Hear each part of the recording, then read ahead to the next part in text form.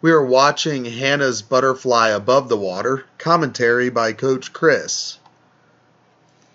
I like to watch it first off in normal speed just so we can kind of see the rhythm of the stroke and see kind of how everything's going together.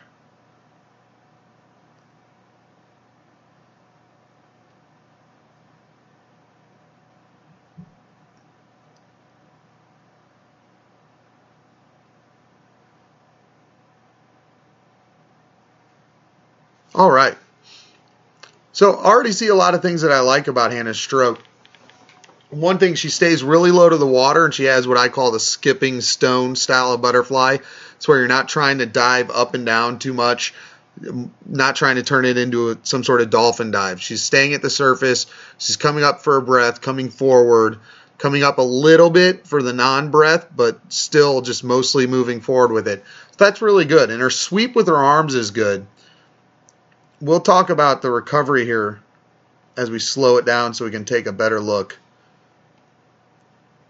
So again, really nice sweep. And from this angle, it looks like she's really getting her hands nice and close together on the pole, but we'll see that underwater. As I finish this pole here, and this gives us a good view, you're going to watch her. This is where we should be entering, and she's overreaching a little bit. And this is really common. It's something we're working on with all the kids in a lot of the strokes.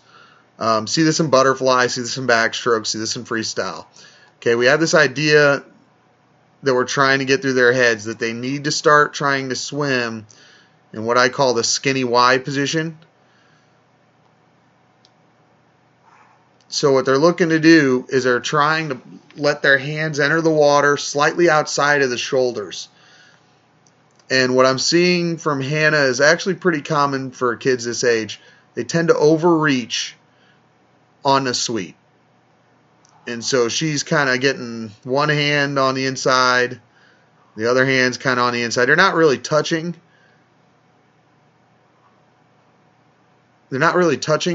But they're in kind of an A shape. So instead of the skinny Y position with those arms, she's in the A position with the arms where they're both coming in front of her head. Now, there's lots of reasons why we don't want this. One, for butterfly, it just kind of overextends the muscles, puts those shoulder joints in a really awkward position that's low power. Second thing is she's disturbing the water that her head's about to pass through. And this is something that we're trying to get through to the kids. They don't necessarily want to be disturbing the water that their head's moving through and their shoulders moving through. They want to swim a little bit wider because they want to keep that water a little bit calmer. When you throw your hands down right in front of your face or right in front of the water where your head's about to pass through, it stirs it up. And when that water gets stirred up, it's harder to move through and it causes more drag. So we want to try and reach in that, as those hands enter on that sweep of the butterfly, we want those hands to enter outside of the shoulders, just slightly outside. So not quite straight vertical, but just slightly outside. And what that's going to do is that's going to put her in a better leverage position to sweep and catch. Okay, and it's also going to make sure that we keep the water we're about to pass through nice and clean, which means a higher top speed when we're reducing that drag. We're going to go ahead and clip forward a little bit. Really nice eye body position. Now, one of the things we really work on in this group is the timing of the breath, which she's doing a really good job in this video, and the timing of the kick. And we'll look at the kick a little more when we're underwater, but I can already see that that's the biggest area of improvement for Hannah. And I know I've talked to her at practice and at the meets that she's been to already about how that's one of the main areas of improvement for our butterfly. I like that turn. She's coming a little bit high out of the water, but she's keeping it tight and compact. She's getting that hand back. That looked actually fairly good for this age range. I prefer the shoulders to stay lower in the water, but if she's coming up a little bit, that tends to happen because they can't quite catch all the energy they take into the wall.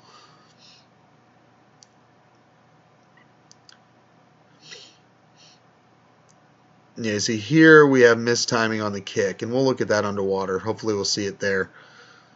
Really good catch, though. She's sweeping out, and I can see how tight she's getting her hands. So I want to take a closer look at that when we get to the below water video. But I really like what I'm seeing. She has a lot of great fundamentals in place. I know they look best on the video when we're swimming these short distances, and this isn't necessarily what we're going to see when she gets tired. And that's why we keep reinforcing this stuff with the drills we do. I like doing the single arm butterfly to help us focus on the timing of our kick, and we'll talk about that. I like doing single double drill and NGB drills so that we try and focus on our head position, keeping it low like she does, keeping it low when we get tired, and timing the breath, making sure we're starting it early and finishing it early. But really liking how I'm seeing, if we can just widen out widen out the entry of the hands so that we're more in that skinny Y position, it'll be a little more relaxed, it'll save her some energy, and it'll actually make her a little more efficient. So let's take this underwater with the below water video and take a closer look at that kick timing, because I think that is, as I've talked to her in the past, that is one of the biggest areas where we can improve.